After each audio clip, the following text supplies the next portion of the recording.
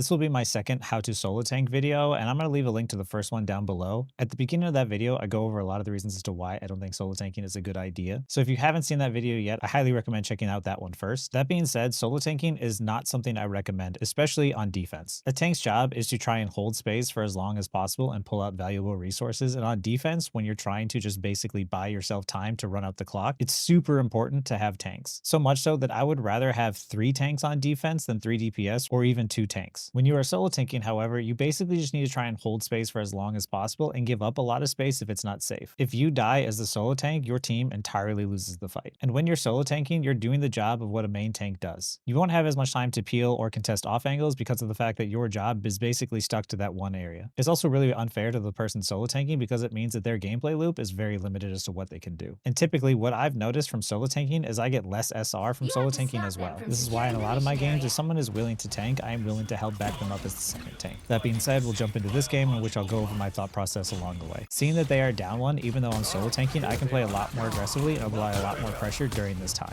You can see me here constantly poking at the backline, poking at the squishy targets, especially while having a Spidey and a Star-Lord who can kind of poke at those targets as well. I'm trying to help set them up so hopefully they can get a pick. You really don't want to waste your time shooting tanks unless it's to defend the objective. You're never going to do enough damage to actually kill the tanks, and a lot of times you're just going to end up charging the enemy support ults faster, especially because of the fact that the enemy team has 2 tanks and you only have 1, and whichever team has more tanks is generally going to charge their support ultimates faster. So what I'm trying to do is set my DPS in hopes that they can maybe get a kill. Hey, Moon Knight, you dropped it off.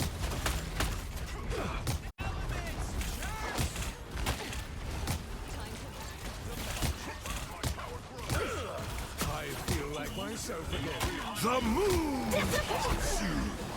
There, as you saw, because they have 2 tanks, it was much easier for them to walk directly onto the point and take all that space. I, however, kept poking at the backline, and luckily with the help of Spidey, we were able to kill the Invis woman right as she was using her ultimate. And as you saw, because of the fact that they have 2 tanks, it was much easier for them to charge their support ultimate than it was for our team. And since my team has triple support as well, it also makes it a little bit more difficult for us to charge any one of our ultimates faster. By prioritizing attacking the squishies and bubbling my allies to try and keep them alive, we were able to flip the fight in our favor. And as you saw, I rarely shot the tanks unless it was trying to apply pressure to get them to back up. You can see after we won the fight, I pushed up to be a little bit more aggressive and apply pressure and try and maybe get another pick. At the same time, with Thor pushing me back farther in towards their team, I immediately back up as far as I can back to the choke because once again, I need to prioritize staying alive. Whenever I'm playing solo tank, I'm playing a lot more passively and not taking any big risky plays. Especially on defense, it's really not worth it. After Spidey got his ult off and I knew my team had the advantage, I played a lot more aggressively to try and see how many more picks we could secure. I was missing a lot more of my shots unfortunately, but luckily we were able to bait the enemy into using ultimates at a bad time. The enemy low-key copying and using his ult when his teammates aren't fully back was a really bad play on their part. Afterwards, Blade on the enemy team felt the need to use his ult to try and make a play, and I used my ult to prioritize keeping myself alive and hopefully keeping my teammates alive as well. While Mag ult is great to try and sometimes secure a kill, it's not always what it's used for. I use Mag ult a lot of times to keep myself alive or to keep my teammates alive. To me, any kill Mag gets after that is just sort of an added bonus. After my team wins that fight, I back up to once again where it's safe and I continue to do what I was doing before, which is setting my DPS up for success. The enemy team had a good group ult, which allowed me to secure some kills, and I was playing a lot more passively as the enemy Invis woman was ulting onto the point. Adam got off a really good res, and then afterwards we were able to apply a lot of pressure and flip the fight back into our favor, and once I see that once again we have the numbers advantage, I can play a lot more aggressively, knowing that my team will eventually overpower them just by sheer numbers. It is crucial that when you are playing solo tank that you understand the numbers advantage or disadvantage that your team has at that moment, because even if you're solo tanking a 6v5, you still have the upper hand. So a lot of times you'll see me play a lot more aggressive when I know that my team has the advantage, and a lot more passively when I know that it's a 6v6. During this entire exchange, you see me poking at the squishy characters a lot. I'm also using my bubble a lot of times on my DPS, allowing them to use their ultimates in a lot more aggressive ways. Meg's bubbles are great life-saving tools, but they're also really good by allowing your DPS to make more aggressive plays. And every time my DPS are ready to ult, I want to try and follow up on what they're doing, because if they get a kill, even though I'm solo tanking, it makes my job a lot easier. Because I'm solo tanking, I need to be very efficient as to how I'm enabling my team, by making sure I'm applying damage to the right targets, at the same time using my abilities and resources by helping my DPS my backline as much as possible. Seeing that my team is down players, I immediately back out of the Invis woman ult and I try to get to someplace safe. Because the enemy Invis ult isn't fully on the point, I just want to back up and try and contest the objective while playing safe and buy time for hopefully my teammates to come back, especially with it being so close to overtime. They got behind you. The final 10 seconds!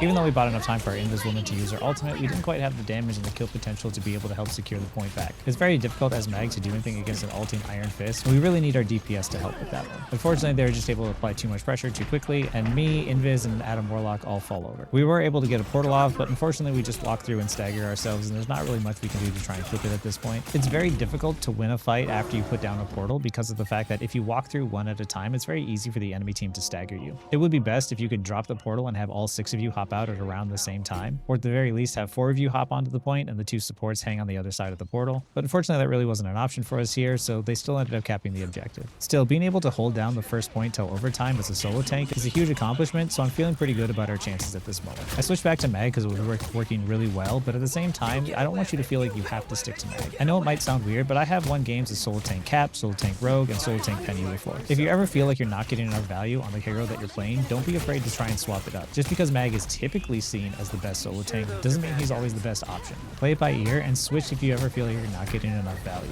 Immediately after walking to a spawn, I go right to the objective as soon as I can. Because I'm the solo tank, my main job is to try and get access to that convoy as soon as possible and try and slow it down. And as I push up and I start to do damage to the squishies to try and apply pressure to push them back, Spidey ults the backline at the same time that Mag is overextended way too far. I turn around and collapse on him, and now because of the fact that the enemy team forced their Mag to solo tank, we are able to take up and take all this space back for free.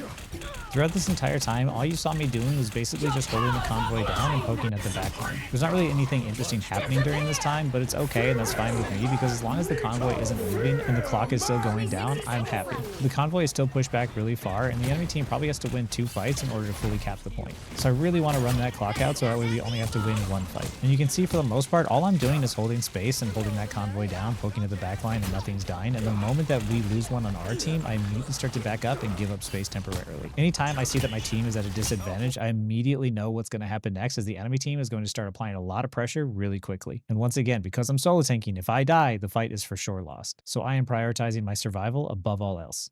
I had a really bad ultimate there. I don't think I even needed to use it. It didn't provide my team enough value, and I wasn't able to get a pick with it either. So definitely not one of my best, but at the same time, I bought enough time for our Spidey to come back, and you constantly see me sort of pushing in and out with the fight, and just trying to do my best to touch the convoy to keep it from moving. I'm constantly trying to poke at the enemy's backline now that Spidey is back, hopefully allowing my teammates to get a pick. But even then, once again, every time I'm playing tank, I'm always trying to see what I can do to try and get closer to that convoy to keep it from going anywhere. While a lot of people get distracted and trying to chase the kills and go after big numbers, I'm always more interested in controlling that objective. And I don't need to get crazy big kills in order to keep it from moving anywhere. And as a tank, I control this objective better than anyone. You can see as soon as my Star-Lord ulted and they pulled out Loki's totems, I immediately went to try and destroy the totems to help assist my teammate. Just the same as if I'm playing support, I want to start pumping heals into the person ulting. If I'm playing DPS or tank, I want to see what I can do to try and help enable the teammate who's using their ultimate. And as Mag, that means either bubbling your ally or helping destroy those resources to help keep the enemy team alive. At the same time, right afterwards, when the Iron Fist uses ultimate, I immediately went into peel and protect mode to try and keep my teammates alive. After successfully helping keep them alive, the enemy Star-Lord started ulting and I started playing a lot more defensively, trying to find my cover and trying to use my shield in order to help keep my teammates alive as well. Once I knew that we were safe, we turned back on the Star-Lord to try and pick him out of the sky because he was ulting in the air with no cover. And luckily we were able to secure a pick on him while he was ulting. This means that now I can walk up and touch that convoy again and keep it from moving. Whenever I'm solo tanking, you can see me look around a lot more, trying to see who I can follow up on to help either secure a kill or protect my teammates. I'm constantly wondering who I can bubble to help keep them alive or who I can help follow up on to help secure a kill. At the same time, as long as I'm doing this and looking around while also touching the convoy and keep it from moving, I'm providing a lot of value for my team. The last thing I want is to try and put my teammates in a position where one of the support to the DPS feels like they need to be the ones touching the convoy. There are times, whether I'm playing DPS or support, where I might feel the need to touch the convoy, but I immediately want to get out of those situations as fast as I can. It's something DPS and support should do only in an emergency and not a place you want to stick around. That all being said, as I'm looking around and trying to do the best I can to help enable my team, solo tanking like this with Mag can definitely do a lot to help enable really good players. At the same time, if your teammates are struggling, being a solo tank in this position isn't really going to help. Solo tanking is a lot easier when you're already enabling good players, but it is a much greater struggle when everyone on your team is very resource dependent, because as a solo tank, you only have so many resources. That being said, despite the enemy team using a strange portal, we were able to defend the objective successfully, and that's the first round. You can see that I have some of the lowest deaths in the game. Once again, this is crucial when you are a solo tank player. I could lose a single teammate and still buy enough time for them to come back as long as I stay alive and I play safe. Because as a tank, I can touch the objective and keep it from moving without needing to secure any kills. And that's all I was trying to do. And on offense, it's the same thing I'm going to do as well. I'm going to look to poke at the backline, to poke at the squishies, and help enable my teammates. At the same time, if the enemy gets a pick on us, I have to play a lot more defensively. I have to back up and give up space until they come back. The last thing I want when we are down a player is to enable a domino effect in which the enemy team staggers the rest of us. At the same time, when I know the enemy team is down a player, I want to apply as much pressure as I can to create that domino effect in which allows us to stagger the enemy. So when you're solo tanking, keep an eye on who's alive on your team and who's alive on the enemy team, and understand those moments in which you can apply a lot more pressure and which you need to back up. Here you can see the enemy team go back to a 2-tank setup, which is really smart on their part. But as we're walking up, we lose our Adam, which means that now I'm going to have to play safe even if he reses because of the fact that I'm still down a player for a few seconds. As we walk up, we lose Adam, which means that now I need to play a lot more defensively and a lot safer than before. I don't want to take any crazy, risky, aggressive big plays while we're down a person, especially since there's so much time on the clock. The moment that Hershey gets a pick on one of the enemy supports, now I can start playing a lot more aggressively and applying a lot more pressure. That being said, even though it's a 6v5 in our favor, I don't want to apply too much pressure too crazy because of the fact that I could still throw the lead that my team has given me. Yes, in a 6v5, your team has the advantage, which means you want to start applying a lot of pressure very quickly. But a big mistake I see players do is they throw their lead by end up playing too aggressively in those moments. Just because your team has the advantage doesn't mean the fight is automatically won. So yes, apply pressure, but also do it in a smart way. And there, just like I said, we had the advantage and then Star-Lord went and made an aggressive play, and now we lost our advantage. This is a great example of how you can have a lead and immediately throw it right afterwards. Seeing that we're down both of our DPS, even though we had the advantage, now I need to back up and give up space and wait for my DPS to come back. In this moment, there's nothing I can do as a solo tank without DPS because I have 0 kill potential on my side. So I'd rather just back up and wait till they come back. A lot of times what I'm trying to do as tank is continuously try and poke at the backline, try and get at the squishies, and if the tanks walk in front of my shots, then they'll take that damage. But I'm not trying to prioritize shooting the tanks, especially once again in a 2-tank setup. I will, however, switch focus to the tanks if I see them get low. After we're able to secure the kill on the enemy group, immediately afterwards, Ultron uses his ult to try and secure the fight, which is exactly what you want to have happen. I'm pushing forward to try and apply pressure to the enemy backline and hopefully try and help secure some kills or pull out enemy ultimates in the way that we did. And once again, knowing we don't have a support ultimate to match, I back up to try and play safe and keep myself alive. There's no reason for me to fight inside of that ultimate. I'd rather back up and give up some space temporarily and go back in aggressively when I know that I can. Once again, Star-Lord ults, I see the greens come out, I immediately start targeting the greens. There you saw me die because I didn't see that I got walled off, but luckily my Adam was able to res us. Immediately after getting rezzed, seeing the Bucky ult, I immediately wanted to use my ult in a defensive way to try and keep him from getting any kills. I was hoping to be able to secure a kill on him, and unfortunately I missed. At least I was able to shut down his ultimate and keep him from resetting. Second chances over. Much better. Hershey on Spidey was able to make a great play, which got us 2 picks on 2 of the enemy supports, with the only support left being Jack. Him ulting on the ground means that the only heals that are coming are straight from his pool, which isn't a whole lot of healing, so we're still able to secure kills through that. And luckily our team was able to secure the kills, allowing us to start capping the objective.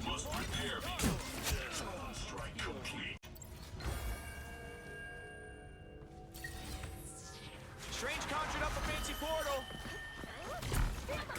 I have many faces. This time I need healing. I immediately went to try and apply pressure to the backline to keep the enemy team from healing their allies. And as I start applying pressure and I start forcing them into different directions, I see that my team loses the advantage and I start to try and play a lot more defensively and try and get myself out of there. Which unfortunately it isn't enough. I probably should have gone out sooner, but at least we already have 2 ticks. But it's a lot easier to get that 3rd tick when I know that the enemy team has already used their portal. Quantum match.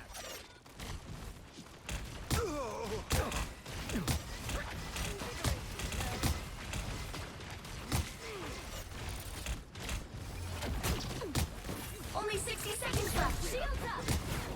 Your powers are Knowing that the enemy invis ult was going to end later than ours, I still wasn't pushing too aggressively in. I was trying to poke my targets who were outside of the enemy support ult, at the same time keep an eye on my allies, at the same time keeping an eye on my Spidey, and being prepared to use my bubble to help get him out. As we start popping ultimates, the enemy invis woman uses her ult, but luckily it's too late to save their Bucky. Now, as long as we play safe and we don't throw this lead, we're most likely going to win the fight and secure the objective. And there, unfortunately, we threw our lead, but because of the fact that we were forcing them to use ultimates and we countered it by Adam res, this puts our team at a good advantage, as now we get to walk back in even without them having those ultimates to defend the point. Once again, when the enemy team ults, you want to try and see what you can do to try and shut down those enemy ultimates. And even though Jeff is really hard to hit while he's underground, all of us were able to focus him down and secure the pick on him, while also saving our allies. And just like that, by continuing to focus fire onto the backline and helping enable my teams, we're able to help secure the point. A lot of time during these exchanges though, I'm not straying too far away from the choke point. Like I said, playing solo tank is not the most interesting gameplay loop. You have to play a lot safer and a lot more passively than you would otherwise. Because I don't have another tank there to help absorb some of the resources and the damage, it's all going to start coming towards me. So I'm not allowed to play aggressively, I'm just trying to do my best to try and help enable my teammates who can be aggressive. Knowing that they are down one of their tanks, I push up to try and take as much space as I can. No matter what, when you know you have the advantage, you want to try and use that advantage the best you can. So I'm going to try and take space, which will allow the convoy to push up safely. As I push up and I start poking at the back line, I see that the Bucky is there with the mag, and I start playing a lot safer because I don't want to get hooked into the enemy team. I retreat back to where I know it's safe, and I hug the corner while the convoy pushes up, and hearing Bucky wind up his pull, I'm readying my shield in order to prevent that from happening. Especially because of the fact that Bucky pull is such a valuable resource, I would much rather him use it on me, which I can predict and shut it down. That way he doesn't have it, so he can't use it on my allies. As Hershey gets a disgusting pull on the Groot and pulls them back completely away from his team, I immediately tell my team to follow up on that and help secure the kill on Groot. Now they're down in a 6v5 and without one of their tanks, which puts us at a huge advantage. Triple support on the enemy team works great if you have 2 tanks, and it's not so great if you have 2 DPS. And now that both sides are solo tanking, but I have 3 DPS and they only have 1, this means that the kill potential on my side is much greater. And now after that pick, I'm going to be a lot more aggressive and hopefully win the fight before Groot comes back, hopefully allowing us to secure the win. Seeing that my team had the advantage even though we lost one, I was using my ult in a sort of defensive way to try and help absorb some of the damage and keep them alive through the enemy support ult. The Loki had stood behind the Invis Woman shield thinking that he was safe, but with the splash damage on the backside of it, I was able to help secure the kill and shut down his ultimate. I'm using my ultimates a lot of times in different ways, whether I use it to be as defensive ult, secure a kill, or if I'm just using it to try and hold on to that momentum. Because as you can see, the Groot ended up switching to Phoenix and they're still just on their way back now. But during that time while they were dead, my team was able to help secure more kills. And even if all the kills after that were ones where we traded, because of the fact that we were already up by 1, a trade isn't so bad in this instance. I would still prefer my teammates to be alive, but at least we still holding on to that numbers advantage. And because of that first pick that we were able to get on Groot, it allowed our team to play a lot more aggressively, which made it a lot easier to try and secure the win.